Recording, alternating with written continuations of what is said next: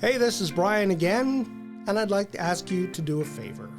We can't do this work without people like you, so if you can, please like, share, subscribe, and tell your friends about Bring Back the Porch.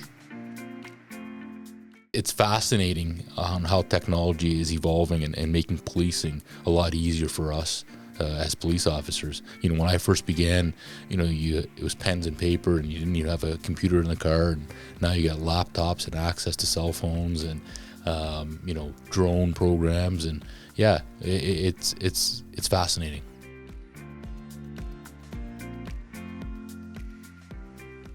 This episode of Bring Back the Porch brought to you by Bernie Leahy, River Street Realty. Let's get you home.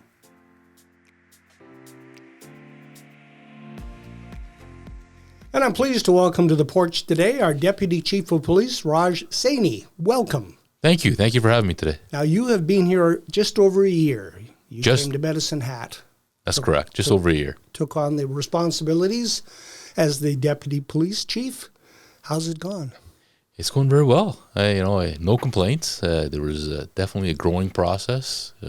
Learn the new city, learn the new police service, and it's going very well.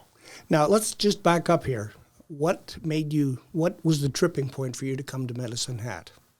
The tipping point, I would say that it was a bunch of things. I think firstly, a different opportunity, different challenge, the opportunity for growth, to be part of a community that's a little bit bigger than where I was, as well as the opportunity to be part of a progressive police service that's moving forward and forward thinking. I got to ask, are you a Chicago Bears fan? I'm not a specifically Chicago Bears fan like Chief Murphy, but yeah, I do like football, unlike yourself. Yeah. Okay. Well, I guess that maybe that makes for some fun Monday mornings in the office when the chief gets to gloat about the Bears. Yeah. Now, you began your policing career in Brampton, Ontario in 1999, I believe. Correct. Brantford, Ontario. Brantford. Yes. Brampton and Brantford. Those get me fouled up. What caused you to go into policing as a career? I think for myself, it was just the fascination of growing up and always wanting to be a police officer. Culturally, my parents immigrated from India, and they didn't see policing as a sustainable career, but I always was fascinated by it. And I think I remember very young watching a show called Chips. Oh, yes. And that was the motorcycle cops driving around, and that's what I wanted to do. But it's always been something that I wanted to do. Was it like being a detective or just a policeman on the street? Any particular thing that drew you to it? No, I think just the uniform and the ability to help people and, be part of the service. I think that was the biggest thing. It was either policing or being a football player. So, yeah. Yeah. So, maybe you could have been playing for the Bears. You never know. There's a little known secret that I wanted to be a police officer when I was a young man. I didn't know that. But, like when you go to the Stampede and you see that sign, you have to be this tall to ride. Yeah. They had that sign that time for police officers, and I was too short, so I couldn't even consider being a police officer. But today, maybe I might. What do you consider to be a good recruit? A good recruit? I think somebody that knows right from wrong, is accountable, somebody that has high morals, and somebody that has respect, values our core values like integrity. Those are a good recruit. Somebody that's hardworking, somebody that wants to provide service to our community and believes in public service, believes in community engagement and growth. Okay. Now, we are in the middle of a recruiting process with the Medicine Hat Police Service right now. How's that going? It's going very well. We have a bunch of applicants. We have practice testing this weekend on the 17th, as well as, so that's for the written test, as well as the APREP on Sunday, a run-through with our recruitment team. I'm wondering how recruitment is changing now, because we're hearing that maybe we might get an Alberta police force. So you're going to have some competition perhaps for recruits. So you may have to change things a little bit, or just keep going the way you're going. I think we keep doing what we're doing. We've had a very good recruit class that's in training right now. We get a lot of good applicants that come in through our process. We do the right things. We are focusing on a new marketing strategy. We're looking at bringing in a consultant to help us kind of fine tune our strategy. I think we're on the right path, and Medicine Hat being as unique as it is, in southern East Alberta, everybody that is in this area or proximity is interested in working in a department our size. Okay, and the recruitment process continues until? Yeah, our closing is going to be March 31st. March 31st. Yeah, so we're open till then. There'll be a bunch of stages. We're on social media, Instagram, as well as Facebook, for those that are interested, or even our website, to look on our website if they're looking at what dates are coming up. We use a tiered or scaffolded approach where we have a bunch of training sessions where members can if the community can come in and check out the system and see how it kind of works and do some trial runs. Over the course of your career, you've been involved in how technology is being used in policing now, too. Yes, I have. Yeah. And you have a smile on your face. Well, I don't think because I think it's fascinating on how technology is evolving and making policing a lot easier for us as police officers. When I first began, it was pens and paper, and you didn't even have a computer in the car, and now you got laptops and access to cell phones and drone programs, and it's fascinating. Now you have, as it says here, you have taken some higher education. You have a Master of Public Safety degree. I do. What is involved in that? I've never heard of that one. Yeah, that's from Wilfrid Laurier out in Ontario. It's a 2.5-year program that you do online, and basically it talks about emergency management, 4 core courses on emergency management, and then there's a specialization, which is policing core, and that's what I've got a master's in public safety in. And you're not done yet. No, I'm not. You're going for a doctorate in public safety now from Charles Sturt University, and I've never heard of that place. Charles Sturt University out in Australia. I am doing my doctoral studies in that, and I just glutton for more punishment, I think. How do you apply all that to everyday working in Medicine Hat? There's a lot of avenues in regards to applying this. Obviously, the evidence-based component of it, becoming more of a pracademic, being able to kind of apply some of the theological or theoretical kind of components to it into practice. It's actually been very good to kind of get an educational component to it, an academic, and then seeing how you can apply some of that academics into real police work. Okay.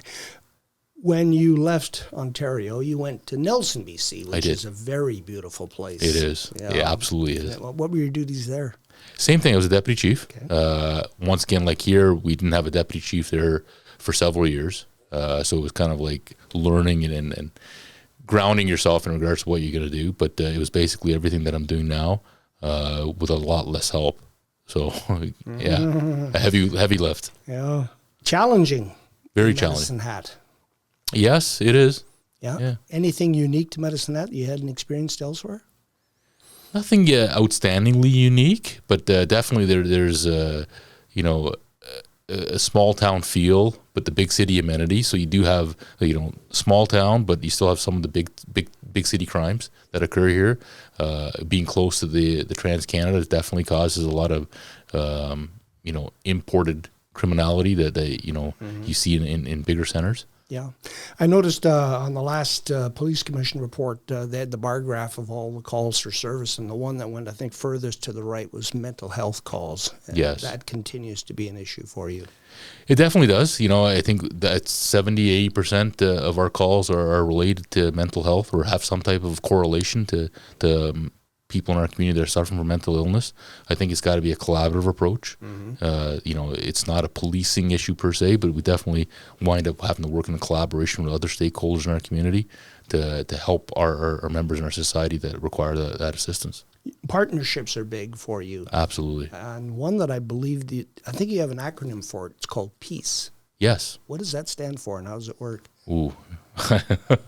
I don't know what the acronym actually... I asked you because I couldn't remember. I totally should have looked that up, so that's on me. But what we do is exactly what you talk about, community partnerships with our bylaw, as well as members of our mental health and social workers that wind up going out in the community and helping those that require some assistance, housing, provide extra services. So it's definitely a collaborative approach. What do you learn when you talk to the people who are out on the street right now about their conditions and how they ended up where they are and what help they need? Yeah, I think a lot of it varies. It's individually based. Some say that, it's addictions. Some say it's mental health. Some say it's a collaboration of both, and, definitely a varied approach, and definitely something that,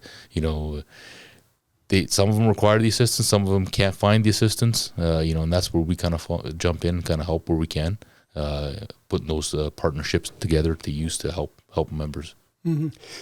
The crime in areas where people are trying just to stay alive, they might have set up a tent and they might be in a neighborhood. I think there's also a correlation there between those encampments and property crime, and you hear the people all the time saying, "I don't want those people here."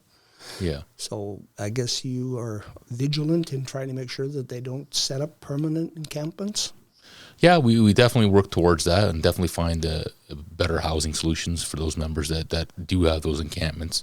We work with housing to see if there's somewhere else that they can wind going. And definitely we are vigilant in helping those members in our community that require the assistance and not set up encampments. When we see policing on television, yes, you cringe when you see that because they, sometimes do they misportray what the actual job of a police officer is to make it, more sexy, for a lack of a better word? Yeah, I think some of the shows might sensationalize policing, and sometimes policing does look very different in Hollywood compared to what reality is. I guess the best way I can sum it up is like policing is 90% just going out and providing a service to our community, and then there's 10% sheer terror. So that's probably the best way to kind of describe it. Those 10% opportunities where we're going lights and sirens, and it's full out. Relationships too are important because you have people on the street that you get to know, and I'm sure that they sometimes help you in your work as well. Absolutely. I think that's part of everything in regards to policing is about building relationships and the ability to communicate with the community, with the business owners, as well as their stakeholders and partnerships. It's developing those relationships. Do you have a to-do list for 2026? For 2026, I think it's just to continue growing and learning as part of a deputy chief and as part of the organization. And I think definitely, what we have going on here in Medicine Hat as a police service is definitely very progressive, very forward-thinking, and I think we want to continue that and sustain that. Implementing technology, implementing, training for our members, continue with our recruitment strategies, continue with our partnerships and our community engagement that we do on a regular basis. So, yeah. You have a list there. Was there anything on that list that you wanted to touch on that I haven't asked you? No, I just wanted to point one thing out, that we definitely have our community engagement. We have a sledge hockey tournament with the Fire this weekend at the Big Marble Go. So if there's continues. So if there's anybody that's looking to something to do, it's 1 p.m. at the Big Marble Go this weekend. Okay, who won the ball game last summer? Do you remember? I think it was canceled, I think. Oh. Yeah, it was. We tried to schedule it 2 times, and it rained out the one time. Yeah, because that's always a big annual event, too. Yeah. Maybe this year, 2026, that's the goal. All right. Well, Raj, thank you for your visit, and we'll look forward to seeing you on the streets. Thank you very much. Much appreciated. Take care. Take care.